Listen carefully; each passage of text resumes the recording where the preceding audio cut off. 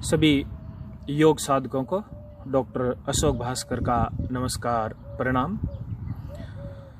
इस व्याख्यान माला के अंतर्गत हम पतंजलि योग सूत्र के साधन पाद पर चर्चा कर रहे थे और साधन पाद के अंतर्गत अब तक हमने लगभग 29 सूत्रों की चर्चा कर ली है और अष्टांग योग की जो हमारी चर्चा चल रही थी उसको आगे बढ़ाते हुए अभी हम 30वें सूत्र की बात करेंगे। जो 30वां सूत्र है उसमें 5 यमों की बात कही गई है। कहा गया है अहिंसा, सत्य, अस्तेय, ब्रह्मचर्य, अपरिग्रह, यमा। अर्थात अहिंसा, सत्य, अस्तेय, ब्रह्मचर्य और अपरिग्रह, यह 5 यम है और एक साधक को मन से, वचन से, शरीर से इन यमों का पूर्ण रूप से पालन करना चाहिए। जैसा कि पिछले वीडियो में बताया गया था कि यह जो 5 यम है, यह 5 यम हमारे बाह्य आचरण को शुद्ध करने वाले हैं, क्योंकि इन यमों के माध्यम से हम जो दूसरे लोगों के संपर्क में आते हैं उनके प्रति जो हमारा आचरण होता है, उनके प्रति जो हमारा व्यवहार होता है, वह व्यवहार शुद्ध होता है और व्यवहार के शुद्ध होने से हमारा मन शुद्ध होता है और अच्छे संस्कारों का निर्माण होता है। और ये जो अच्छे संस्कार है ये हमें उस साधना के मार्ग के ऊपर निरंतर आगे से आगे प्रशस्त करते हैं। इसलिए इन नियमों का पालन करना बहुत ही जरूरी है। ये पांचों के पांचों जो यम है ये हमारे कर्तव्य पथ में सहायक बनते हैं और बाह्य शुद्धि के इस उपाय में मनु स्मृति में मनु महाराज एक बात और कहते हैं। वो कहते हैं कि यदि कोई भी साधक यमों का पालन न करके मात्र नियमों का पालन करता है तो वह निश्चित रूप से गिर जाता है, अर्थात वह पतन का भागी बनता है। अर्थात नियमों के साथ में यमों का भी पालन करना अनिवार्य है। कभी हमें यह नहीं सोचना चाहिए कि जो नियम है ये सीधे हमारे से जुड़े हुए हैं और हमारी आंतरिक शुद्धि करने वाले हैं। वो आंतरिक शुद्धि करने वाले हैं, लेकिन इसके साथ में इन यमों का भी पालन उतना ही अनिवार्य हो जाता है। इसलिए आगे का जो 31वां सूत्र है उसमें इनको महाव्रत की संज्ञा दी गई है और इस सूत्र में कहा गया है कि जाति, देश, काल, समय अनवच्छिन्ना, यानी कि जाति की, काल की और जो बात कही गई है, अर्थात जाति, देश, काल, समय अनवच्छिन्ना सार्वभौमा है। महाव्रतम जाति, देश और काल की, समय की हद से रहित सर्वभूमियों में पालन करने के योग्य यह यम है। आप इसको यूं भी समझ सकते हैं बहुत ही सरल भाषा में कि ये जो 5 यम है यह वास्तव में यूनिवर्सल ट्रुथ है।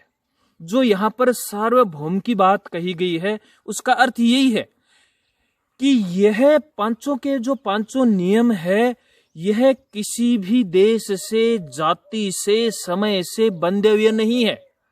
ये सभी के लिए करने पूर्ण रूप से अनिवार्य है।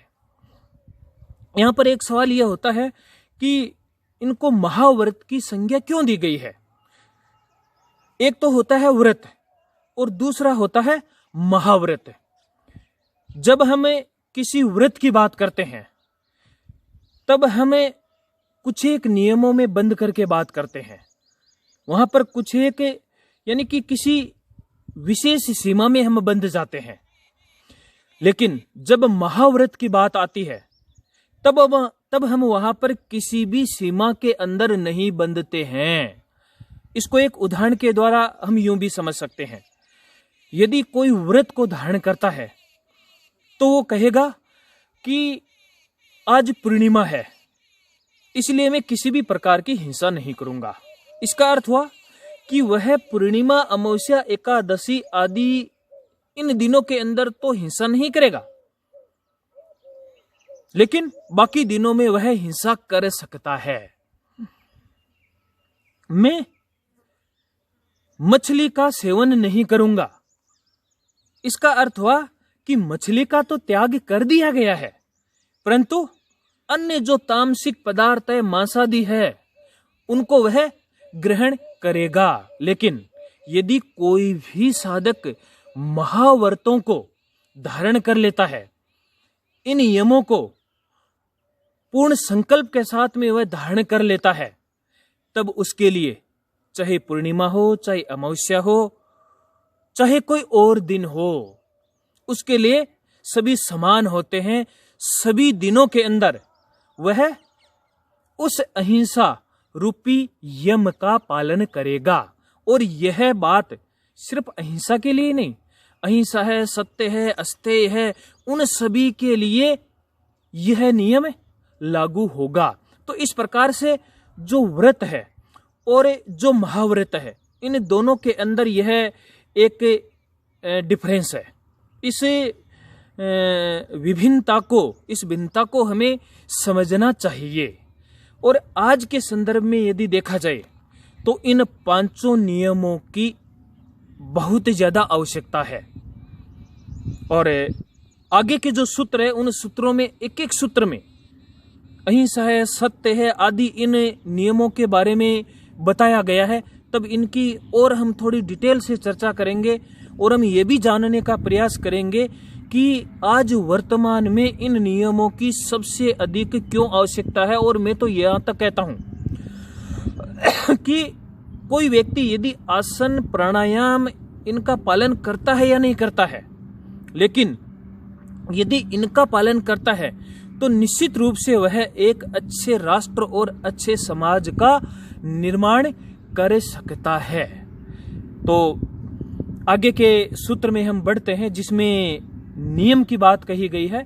और जो 32वां सूत्र है उसमें कहा गया है कि सोच, संतोष, तपय, स्वाध्यायेश्वर प्रणिधानानि नियमा। अर्थात सोच, संतोष, तप, स्वाध्याय और ईश्वर प्रणिधान, यह 5 क्या है? यह 5 नियम है। इन 5 नियमों से हमारा आंतरिक जो शोधन है वह शोधन होता है। अब शोधन भी देखो 2 प्रकार का होता है। एक होता है बाह्य शोधन और एक होता है अभ्यंतर शोधन। यदि हम यहाँ पर इन 5 नियमों की बात करें तो इसमें जो सबसे पहला आया है वह आया है सोच। और ये जो सोच है ये 2 प्रकार का होता है। जो सोच 2 प्रकार का है, बाह्य और अभ्यंतर। बाह्य यानी कि हमारा जो ये शरीर है, इस शरीर के शुद्धिकरण के लिए, इस शरीर में किसी भी प्रकार की मलिनता न आए, उसके शुद्धिकरण के लिए स्नान आदि हम करते हैं। ठीक इसी प्रकार से जो हमारी भीतरी पवित्रता है, यानी कि मन के अंदर किसी भी प्रकार का कोई छल है, कपट है, दुर्भावना है, लोभ है, क्रूरता है, इस प्रकार की कोई भी भावना हमारे मन में न आए, इनसे हमेशा हम दूर रहें, वह हमारी अभ्यंतर शुद्धि है। ठीक इसी प्रकार से इसमें जो संतोष की बात कही गई है, संतोष का यदि हम पालन करेंगे तो जो हमारी वृत्तियां हैं उन वृत्तियों का शुद्धिकरण होता है। यानी कि जो वासनाएं जागृत होती है वह शांत होती है। चित्त की वृत्तियां संतोष का पालन करने से शांत होती है। आगे जब इसका सूत्र आएगा तब हम और इसकी डिटेल से चर्चा करेंगे। इसी प्रकार से जो तप है, तब हमें साधना के लिए धैर्यवान और सहनशील बनाता है। तब के बाद में स्वाध्याय यानी कि अच्छे सद ग्रंथों का, धार्मिक ग्रंथों का, मोक्ष प्रदायक ग्रंथों का हमें अध्ययन करना चाहिए। मंत्र आदि जो दिए गए हैं, जप है, उनका हमें प्रयोग करना चाहिए। और ईश्वर प्रणिधान है, वह हमें भक्ति मार्ग की ओर ले जाता है। तो इस प्रकार से हमने इस 32वें सूत्र में इन सभी चीजों को जाना है। आगे के सूत्र में कहा है कि वितर्क बाधने प्रतिपक्ष भावनम। क्यों कहा गया इसके बारे में? क्योंकि वितर्क बाधने, क्योंकि यम और नियमों में जो वितर्क है, इनके विपरीत जो हम सोचते हैं वो साधना में बाधक है, और उनको दूर करने के लिए हमें प्रतिपक्ष की भावना करनी चाहिए। इसके ऑपोजिट, उस प्रतिपक्ष का जब हमें चिंतन करेंगे तो हम इस प्रकार की जो दुर्भावना है, जो कलुषित विचार है, उनसे हमें दूर रह पाएंगे। इसलिए यहाँ पर इसकी बात कही गई है, क्योंकि एक चीज को हम जानते हैं कि जो ये हमारा मन है, यह निरंतर गतिशील है, और इस गतिशीलता के कारण से इसमें बराबर जो चंचलता है वह बनी रहती है, और उस चंचलता के कारण से निरंतर जो विरोधी भाव है वो हमारे अंदर उत्पन्न होते रहते हैं। फॉर एग्जाम्पल, जब हमें घर से बाहर मंदिर में जाते हैं कि भाई वहां बैठ करके थोड़ा सा भजन पूजा पाठ करके आते हैं, तो जैसे ही वहां पर थोड़ी देर के लिए बैठते हैं तो तुरंत मन चंचल हो उठता है और वो सोचता है कि अब तो घर चलना चाहिए। यानी कि जब घर में बैठे रहते हैं तो बाहर जाने की इच्छा होती है, और जब हम बाहर रहते हैं तब घर के अंदर आने की इच्छा होती है। इस प्रकार से यह जो मन है, यह हमारा जो लक्ष्य है, उस लक्ष्य से हमें दूर ले जाने का प्रयास करता है। उसके लिए हमें प्रतिपक्ष की भावना करनी चाहिए, और हम यदि इस प्रतिपक्ष की भावना करेंगे तब जो लक्ष्य के बाधक तत्व है, उन बाधक तत्वों से हमें बच पाएंगे। इसके लिए हमें क्या करना चाहिए? इसके लिए जो 34वां सूत्र है, इसी वितर्क को लेकर के जो बात बताई गई है, और कहा गया है कि वितर्का हिंसा आदया कृत कारित अनुमोदिता, लोभ क्रोध मोह पूर्वका मृदु मध्य अधि मात्रा दुख अज्ञानंत फला इति प्रतिपक्ष भावनम। ये एक जो बड़ा सूत्र बताया गया है, इस सूत्र में बहुत ही अच्छी जो बातें बताई गई है, और यहाँ पर कहा गया है कि यम नियमों के विरोधी हिंसा आदि जो है वो वितर्क कहलाते हैं। यानी कि यहाँ पर वितर्क के बारे में क्या कहा गया है कि यम और नियम के विरोधी जितने भी भाव है, वो सारे के सारे भाव क्या है? वह वितर्क है। और वो जो वितर्क है वो कितने प्रकार के हैं? वो 3 प्रकार के होते हैं। एक तो स्वयं के द्वारा किए हुए हैं, दूसरों के द्वारा कराए हुए हैं, और तीसरा है अनुमोदन किए हुए हैं। अभी इनको थोड़ा सा हम डिटेल में भी समझने का प्रयास करेंगे। उनके कारण लोभ मोह और क्रोध होते हैं। इसके कारण से क्या होता है? ये 3 चीजें हैं, ध्यान में रखना है। लोभ है, मोह है, और जो क्रोध है वो होते हैं। और वे भी फिर कितने प्रकार के होते हैं जो हमारे अंदर से जागृत होते हैं? मृदु मध्य और अधि मात्र वाले होते हैं। ये सब दुख और अज्ञान रूपी अपरिमित फलों को देने वाले हैं। कोई लिमिटेशन नहीं है इनकी, अनलिमिटेड रूप से यह हमें दुख देने वाले हैं, अज्ञान देने वाले हैं। इस प्रकार इनको दूर करने के लिए हमें क्या करना चाहिए? हमें उस प्रतिपक्ष की भावना करनी चाहिए। तो यहां पर जो 3 प्रकार बताए गए हैं, यदि हम हिंसा या अहिंसा के उदाहरण के द्वारा इस चीज को हमें समझने का प्रयास करते हैं कि कोई भी व्यक्ति यदि हिंसा करता है तो उस हिंसा को वह 3 प्रकार से करता है, यानी कि 3 प्रकार हो गए हैं उस हिंसा के। उसमें पहला क्या है कि वह हिंसा स्वयं करता है, यानी कि कोई दूसरा करवाने वाला नहीं है, कहने वाला नहीं है, लेकिन फिर भी वह हिंसा करता है। उदाहरण के तौर पर हम किसी भी बगीचे के अंदर घूमने के लिए जाते हैं, और जब हम घूमने के लिए जाते हैं और बड़ा अच्छा सुंदर हमें एक गुलाब का फूल खिला हुआ दिखता है, कोई प्रयोजन नहीं है, कोई उपयोगिता नहीं है, लेकिन हमारे मन ने मोह लिया है और हम उसको क्या कर लेते हैं, हम उसको तोड़ लेते हैं। बिना प्रयोजन के, बिना कारण से हमने उसको तोड़ा है, यह एक हिंसा है। कई लोगों को देखा होगा, वो गली से गुजरते हैं, कोई भी पशु दिखाई देता है, कोई भी उनको कुत्ता दिखाई देता है, पत्थर उठाते हैं और उसको क्या कर देते हैं, मार देते हैं। यह हिंसा है। यह पहला प्रकार हुआ।